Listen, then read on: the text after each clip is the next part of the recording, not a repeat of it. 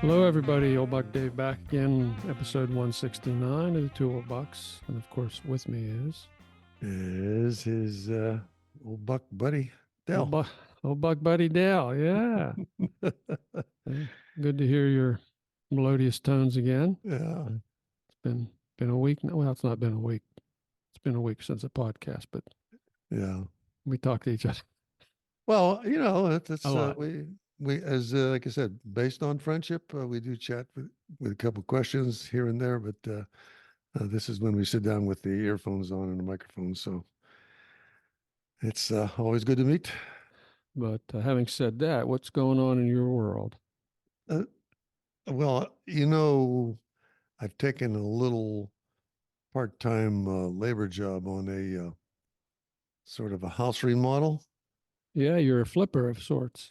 and and I think when you sign on for that, you just do what you're told. Well, it kind of makes If you sense know what I mean. It's to pick as that as up as opposed to. as opposed to being in charge. So this is the way I Oh, would do it. okay. You know Yep. what I Yep. mean? Yeah. Yep. Yep. I would put the hole here or I would do this. Mm-hmm. It's so funny. Uh, there's lots and lots to do, and this is very, very physically intense. And I mean to tell you, old Buckdale is feeling it. Old Mm-hmm. Buckdale is feeling it. You were feeling like an old buck. Yeah, including for adventure to do this, I take about it's almost about a 1 hour bus ride on two buses, which is a thrill in itself and a fascinating group of people out there that believe it or not, Dave, rain or shine, they're still out there. You know what I mean? Mm-hmm. When you shut the door and you sit back in your chair and it's storming like crazy out there, there's still somebody waiting for the bus. There was somebody. Yeah. Yeah.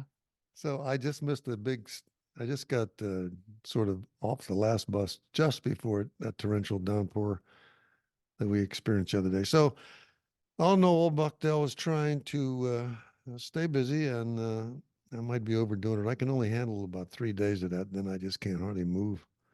Some guys never learn, I guess. I don't know. Yeah. Well, this is another thing that interesting. I mentioned to you passing when did you learn?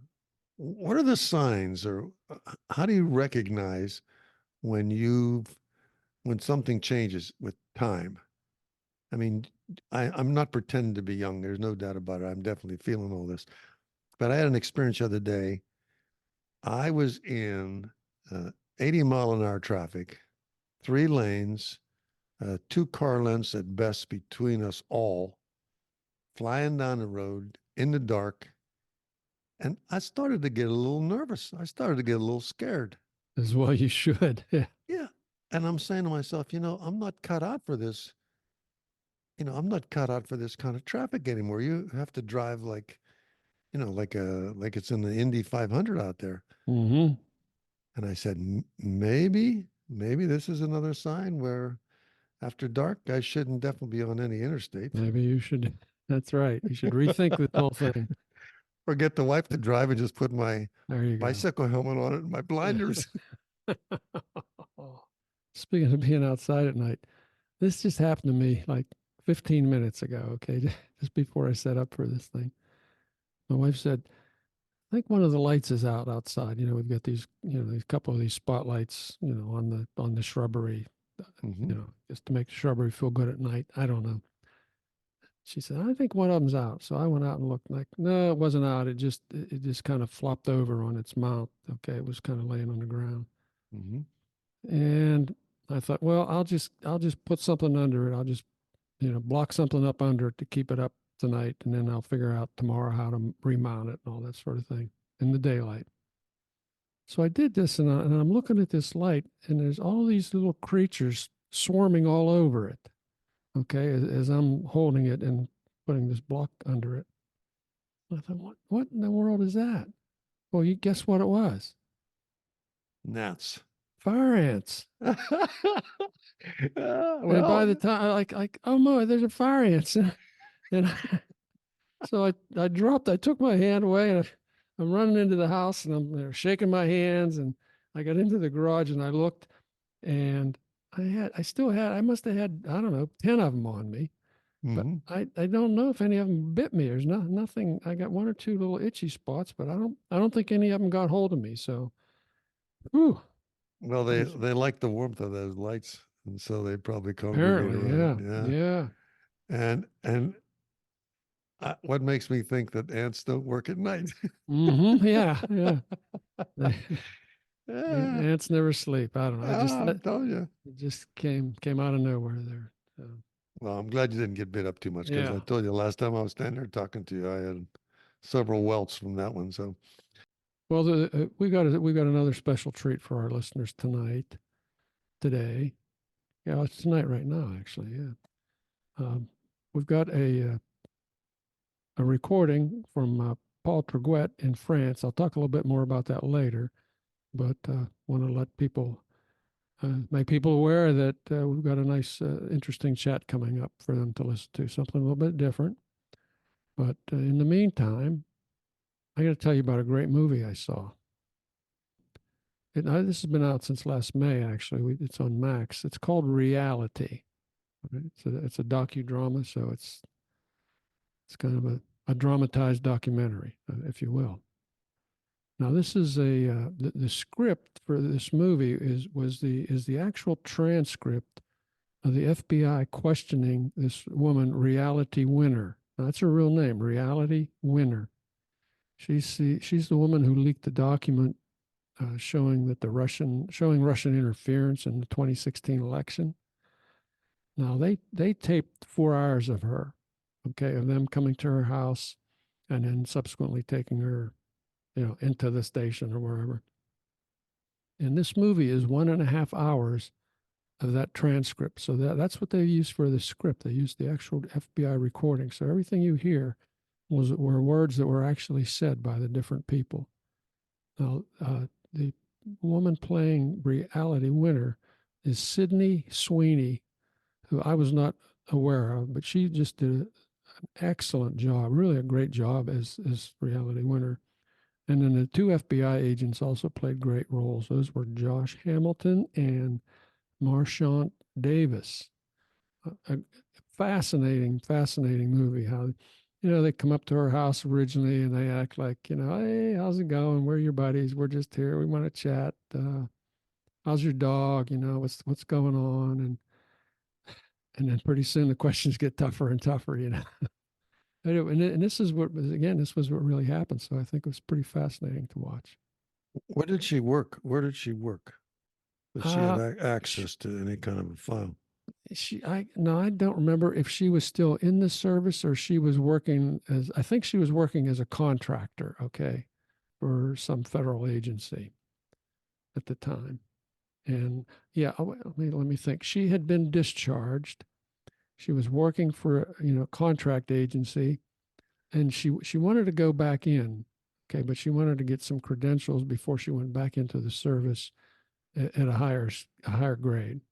So, I think you'd have to watch it to get that part sorted out again, and that comes out in the questioning that she tells what she's doing and why she did it. But But she actually got a hold of some documents and released them. And then the she story did. basically is which happens a lot in government. I mean, they're doing it all the time. I don't think they ever did get those guns that did it at the court, the Supreme Court. They didn't never Hmm. found a culprit for that one. But basically, she releases it, and then the FBI starts tracking down who had it, who released it, Yeah, they and they tracked it down to her. They figured it they out tracked it down. eventually, and yeah, they confiscated a bunch of stuff in her house, and Oh, they kind of interrogated her in this empty back room in the house. It was pretty interesting. And again, this is the way it happened. So I recommend Reality. It's on Max. It's an hour and a half. It's not an overly long movie, but I think it's fascinating because it's a true story, and it's really well acted. so all right. And you say you saw that I don't get that's a streaming device on, That's on isn't it? Mac. It used to be called HBO. Now it's called Max. Oh, just That's called just to Max. confuse people. Yeah, it's just to confuse people. It's working apparently. Okay. I never heard of Okay. that. Yeah, yeah. So to be clear, you and I, we're going to have a short. This is just a short banter session between us, uh, and then we are going to sign off and let that recording of Paul play. Is that what the You're plan right. is? Yeah, I will follow our meandering up with this recording that Paul made.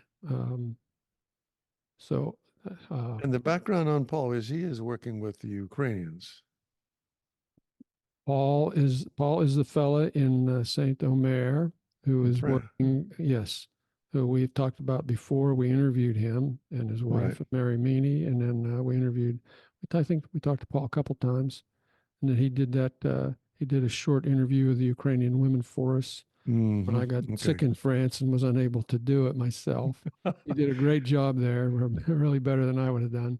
He Well, knew, there's some background that people could look at. You look some of the old episodes, you can get some background on Paul. But I think what's nice is we have another another chance to talk to him because he's front line. I mean, he's over there. yeah, And my personal opinion, I hope we haven't abandoned Ukraine.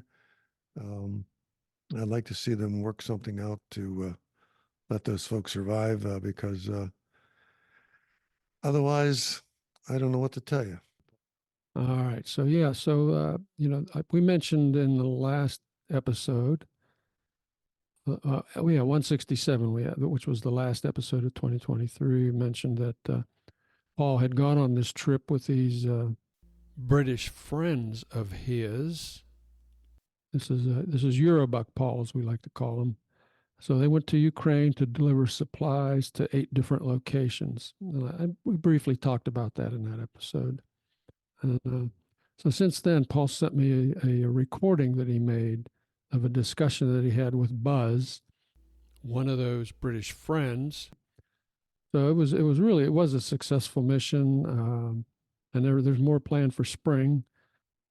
I mean, Paul calls it a fireside chat. Okay, so because it's just the two of them chatting, so it's really a good example of what people can do. You know what they did do, if you really want to get involved in supporting Ukraine. So there's no blood and guts in the recording. It's just two guys who try to make a difference.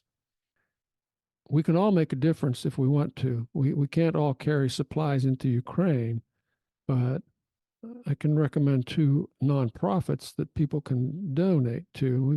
We've noted these before, so I'm going to put links to them.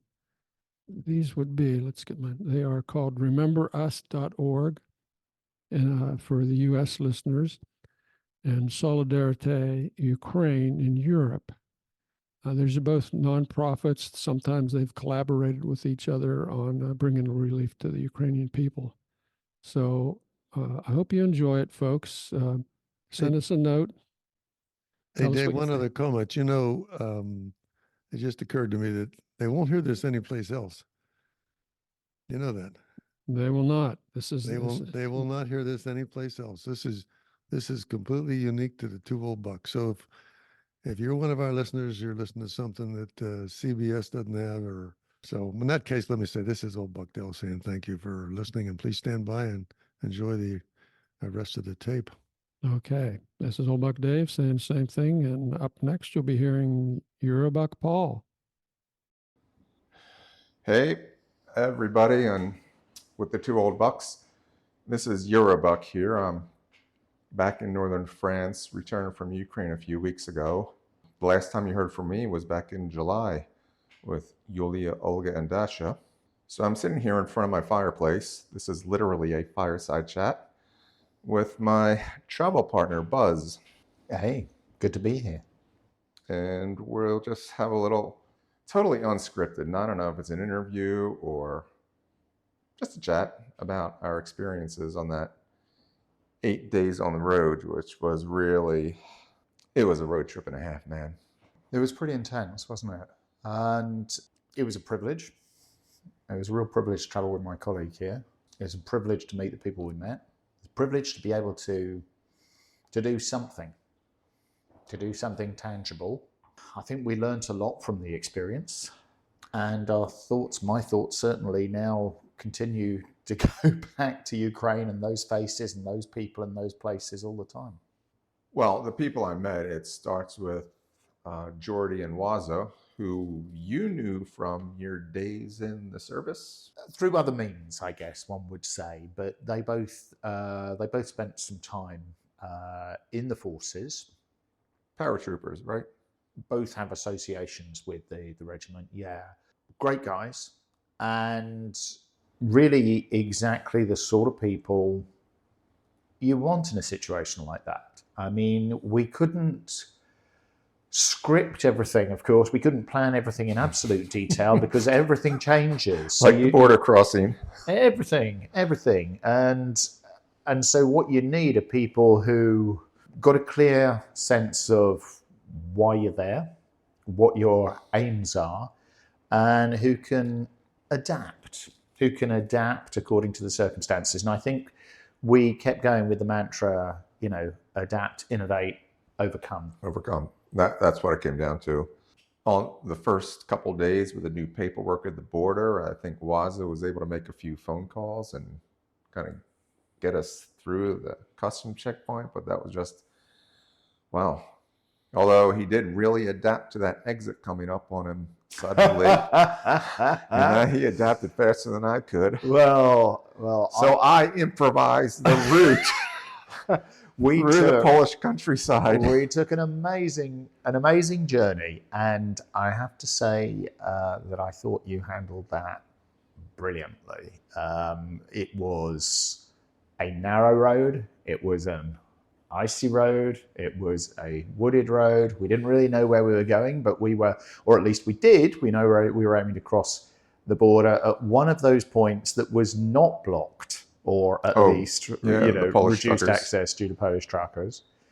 And in fairness, one of the other issues that we were navigating at the time was that Ukraine has rightly tightened up a lot on the paperwork for people coming through. Now, it really wasn't actually burdensome. It was about being transparent. People up until that point had been bringing in a bunch of stuff and frequently selling it off to folks in desperate need. And what Ukraine was trying to do is tighten that up. So that's now been a streamlined process. We were going in just after it was introduced. And I have to say that in the end, it really wasn't it wasn't more complicated than it needed to be. No. We were more concerned in advance than actually we had to be. And there's a little bit, within that story, there are a couple of things that I think it's really worth flagging up. When we were planning this journey, we did a basic risk assessment of all sorts of things that might be issues. We'd be blocked for hours and days on end in sub-zero conditions on the border. No, we weren't. Would we find, that there was some issue with a bureaucratic system we didn't understand and we'd have stuff confiscated or we'd be blocked? No, we were handled perfectly reasonably. And I think that's important because, we got a lot of discouraging. Oh, God, yeah. Messages from rumor control, which were just completely irrelevant, only served really Russian Federation interests, I would have said, to discourage people. Yeah. Oh, yeah, those little snow-covered country roads through the Polish forests at 3 a.m, because you have to understand, we left Krakow at 1 a.m. and started heading to Budomierz. So it was nighttime when we were going through the countryside.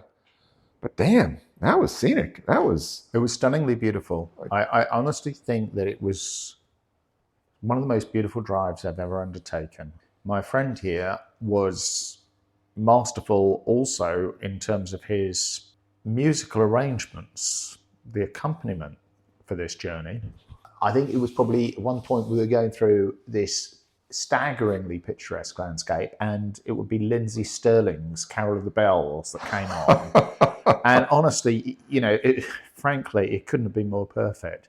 Now, going across the border that early was, of course, about making sure that there wasn't a long queue of vehicles waiting to cross. I've been over to Ukraine 3 times, but it was always just at Kyiv. So this was for me the first time going through the Ukrainian countryside, driving, seeing it up close and personal.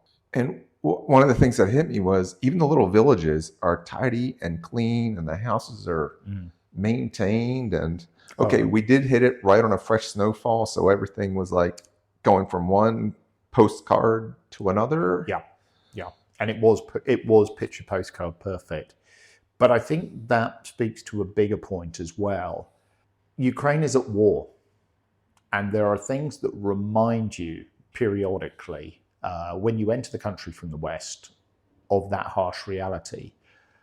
The tank obstacles. Yeah, for example. But there are also a whole range of other things. Of course, life goes on. This particularly resilient country, life goes on. These heroic people, life goes on. So you don't feel that you are, constantly in a war zone. Had we gone further east, had we gone further south, I think that would have been more pronounced. Didn't Waz and Jordy go? They did. Pretty They close. did. They went further. They did go further. Obviously, we were to encounter all sorts of diverse reminders of just what was being thrown at Ukraine. Our last night in Kyiv. Our last night in Kyiv, when the Russian Federation basically started sending ballistic missiles against, unaimed, of course, really, just into a large city. That's a war crime, basically. Oh yeah. When's the last time you woke up at 3 a.m. with? It was boomy. It got kind of boomy. Yeah, it was, wasn't it? I mean, you've got obviously, we're a few stories up, I think. You've got the walls moving, and you've got the sound. I'd have sworn I saw a flash at one point. It might have been my eyes adjusting to just waking It was pretty up. close, wasn't it? I mean, I think the thing It is, was close. I think the thing is, you wake up and 60 people have had their lives changed forever by the fact that someone has decided to lob ballistic missiles into a civilian centre. For various reasons, I wasn't asleep when this came through anyway, and I don't know what can one say. I wasn't. One isn't surprised. One isn't surprised. We know that this is happening. We know it's going to happen to our friends there again. We know that there are cities further east, further south that are having to suffer this routinely. I think a lot of people shrugged it off. I certainly, my thought wasn't, I must get down to the shelter. It was not really that surprising, was it? Was it Jordy said, I'm just going to get some virtual popcorn. Yeah. Well, I think on another night he took a room still higher up in the building and just watched the fireworks. Yeah, which sounds crass, but he's not a crass man, and we were all conscious of the fact that these were falling on people. I mean, we've seen. Well, he's been on the front line in some really. He's been in some very heavy stuff. Crap situations. Yeah. Yeah. I mean, I think for us, I'm reminded also of some of the people who have left Ukraine, and I think particularly of a young woman of my acquaintance who left Ukraine, who for this first 6 months, this is a little girl really, first 6 months of coming out of Ukraine would wake up screaming twice a night. Why? Because she and her family had been subjected to Russian Federation bombardment, and she took a lot of time to recover from that. The psychological cost, as well as all those individuals who, as I say, are.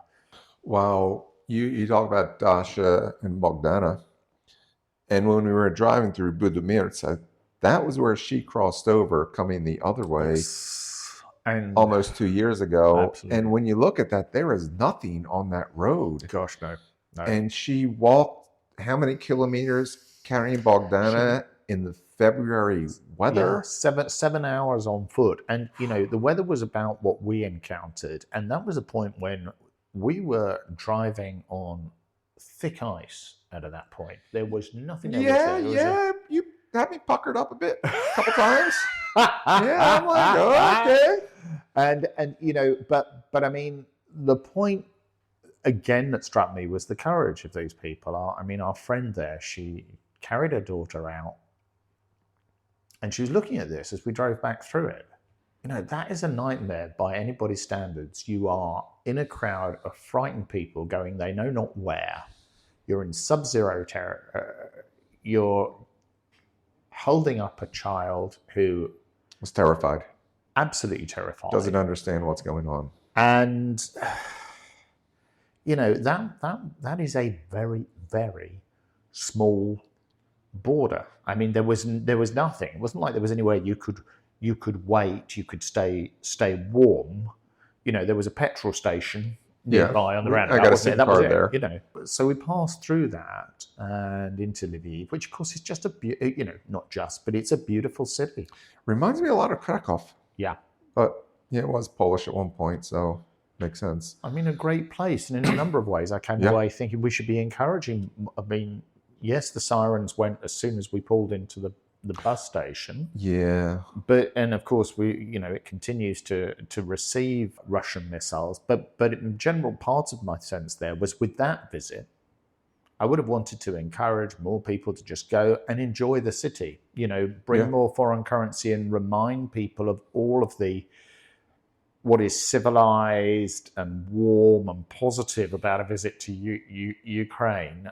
The war wasn't so far away, but you could enjoy that time much as you could in another European city very easily. Yeah, like impromptu music coming on the street, with people coming together with some instruments. Yeah.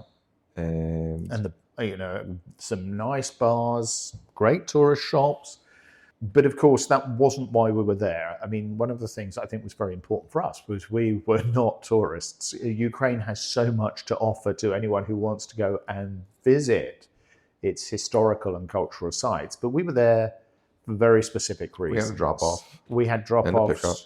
pickups, stuff that needed to be collected, stuff that needed to be moved. We had contacts. So we had a job to do.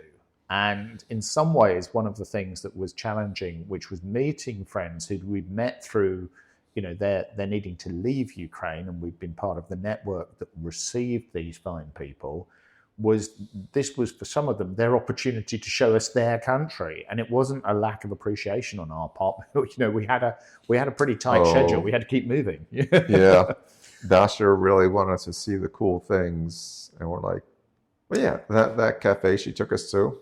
And then ran back to the hotel and then went down to the basement for dinner. That's right. And it was cool. And it was cool. And Jordy and Wass's regimental insignia was on the wall. Yes, that was an interesting one because obviously there have been a lot of people going through, a lot of people with ex-forces background who are doing their bit. And I think this thing about doing one's bit is really important. I mean, there's a question of scale. At one level, you could say, well, why don't you guys just put stuff on the back of an articulated lorry and someone will take a bunch of aid over? Are you, in fact, nothing more than just war zone tourists? But the reality was that it was important for us to go to understand the situation on the ground. It was important for us to go to show support, but also, frankly, important as those bigger convoys are, we found that our small vehicles, with what we had got that was specifically requested by different groups, were essential to get stuff through to those people. There is a need for so much. There is a need for it sometimes to snake along smaller roads, to not wait at key logistics hubs. And it was necessary to do what we did. Like that little road going to Andres. Yeah, and with specific things with the guys who are up at the front, cans of Sterno for the Americans, and for the British, fuel paste or gel. Yeah, which I remember last winter I was helping Yule down my way in Switzerland make trench candles and buying bags of paraffin for that. But then it's like, oh, cans of Sterno, that is more convenient. Yes. Yeah. And the winter boots we took over. I mean, what did I buy? Like 20 pair almost? Yep, you did. I mean, that's one of those things, particularly for anybody who's got experience of being severely outdoors doing a job. There is, decent pair of socks, particularly if you've been forced to, oscillate between two pairs over 6 months. And sealskins, more than just your average sock, but, a decent pair of boots starting to wear away. Those things make a huge difference. They start off by making a difference to how you feel. They end up making a difference to how far you can live in some of these situations. And so getting the fuel out, getting generators out, getting clothing out that allowed people to work and operate. And we were only there in early December. We knew that the worst was still to come. The night vision device, Artem's platoon is loving it. Well, this is such an important point. So there are two sort of different mechanisms. One, obviously we're not in the business of taking lethal aid out, and the stuff that we took out is a mixture. Between us, we took out stuff that went from everyone from needy primary school groups to hospitals to frontline soldiers. But also, some of the stuff we arranged to supply collectively, because you yourself had an important vision of individual gifts and tasks, but is more readily achieved by sending money to people who know where to get it in country. It's more efficient. It saves money. So we had a combination of ways of offering support, but yeah, these things make a huge difference. I mean, one of the problems we've got is, yes, there are a lot of people who need our care. Every category of person, the elderly shut-in, the young child, the young widowed mother, the soldier who's lost 2 legs, the frontline combatant. Everybody needs our care. Everybody needs our support. But there is a need to both ensure the humanitarian aid is there, but there is a need to stop this aggression. And I'm afraid we're in a position where we can only stop armed aggression with armed resistance. Artem, they can now see if there are Russian troops approaching their position at night and respond adequately. I think the night vision devices are key for defending, for keeping people alive. Keeping people alive. So let's call them humanitarian. It is humanitarian, ultimately. It's humanitarian to protect a democratic way of life from armed aggression. And I will confess that I'm just haunted now 24/7. We've talked about one individual, one piece of equipment. It's been a privilege to host the family of this young man here, to see their quiet dignity as this fine individual, aged 40, is enrolled. He'd been doing all sorts of good works in society, enrolled into the army, who's taken that on the chin because it's not for everybody. He's frontline combat. I mean, at 40, that's old for an infantryman. Listeners might not be aware that actually the call-up is not coming at the moment for the under 25s unless they volunteer. Right? So there is a tendency to go for older, more experienced men. But frontline infantry in winter conditions at 40, think about it.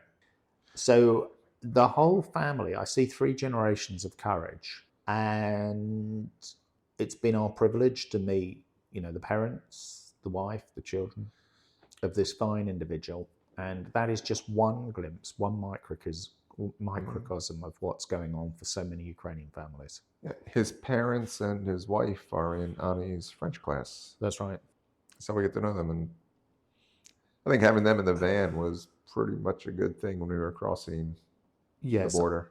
I think it was in so many ways. I mean, I remember, we talked through a bunch of stuff, and various often well-meaning and often very well-informed colleagues were sending us information about things we needed to be alert to. So there was a risk assessment that was an informal risk assessment, which was quite extensive. Fresh log on the fire. And then, our friend's wife arrives with a relatively modest bag and, gets in the car for her journey.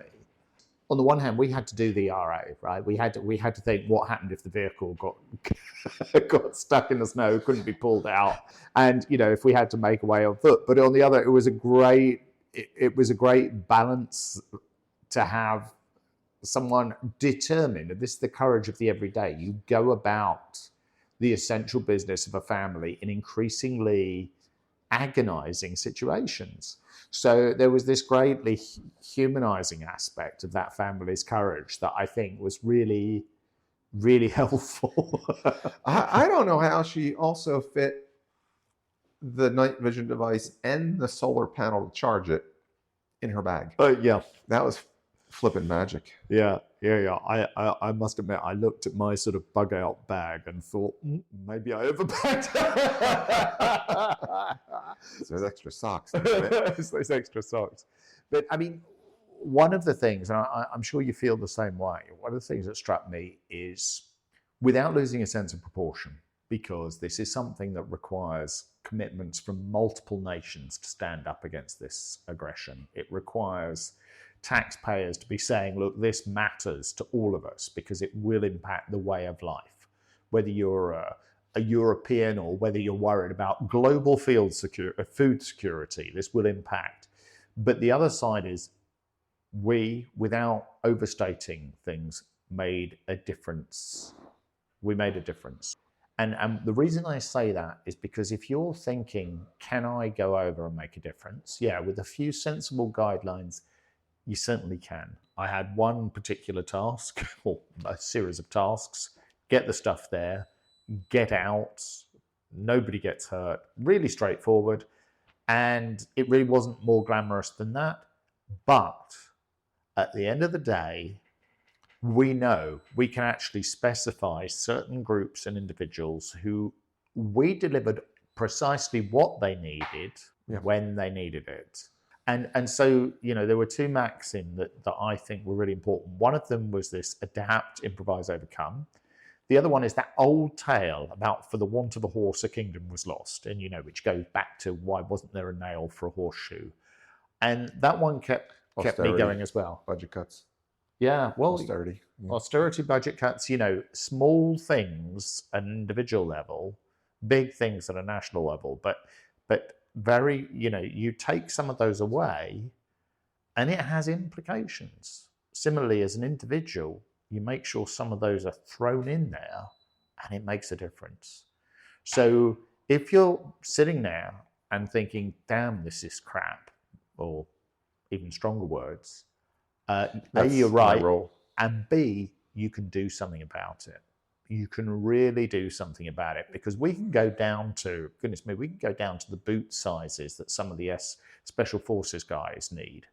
Yeah. And make sure they've got what they need. We've got that level of granular information, and there are needs. And that's not a negative reflection on the way that Ukraine is coming together and organizing the logistics of war. It's the reality of any large organization. You speak to anyone who's been in a frontline situation, and you find that certain things don't get through on time.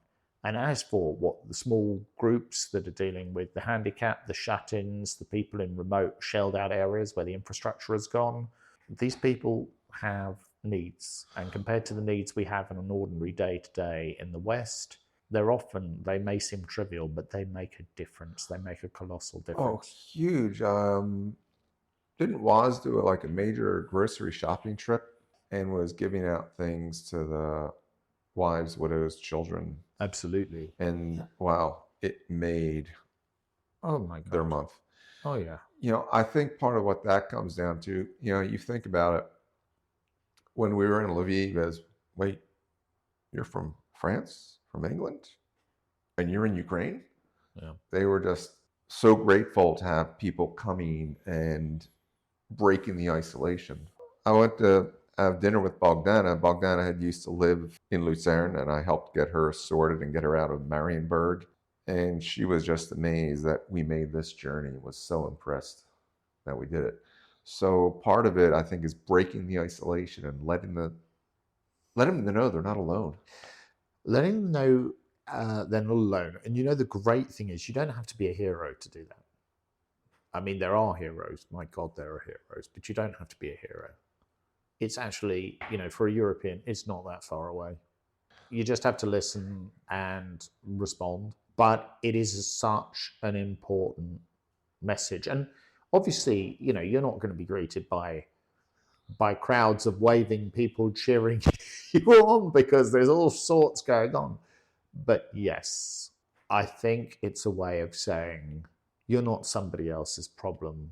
You're our shared cause. Thank you for what you're doing, Ukraine. It's a privilege to be able to go, but it's actually a privilege that I think many, many more people should avail themselves of. If people want to come forward, there are different ways of doing this. If you want to send money, we can make sure that your money is getting to people who need it, and you will see tangible evidence that it's getting to them. You will see videos of this stuff being received in the field. And we're planning a bigger convoy, and we're planning a bigger convoy later in a few months' time. Yeah, to details TBC. But join us, make a difference. Yeah, that's the really big thing. You saw you read my little blurb in the company magazine? Yeah. We can't help everybody. Well, this was my phrase. I can't help everybody, but everybody can help someone. Yeah. I think that's our take home. Yeah, I think that's right. I mean, it's about growing up, isn't it? In the sense that, you can sit on your hands and you can talk about grand solutions for an impossible situation. Well, good luck with that, because it's not really going to take things that far forward. You can and should, I think, speak to policymakers and make sure your vote is heard, so that people are actually going to engage with and recognize this atrocity for what it is. But you can also recognize that, if you're able to save a few lives, and frankly, what we did will have done. We won't be able to map out how it's done it, but it will have done. That's an important thing. And it's most probably one of the most important things that I will ever do. Okay, so with that, we'll wrap it up. Dave, Del, I hope you've enjoyed our little conversation, and talk to you another time. And if you want to get in touch with us about our future convoy, go through the old bucks. Ciao for now. Ciao.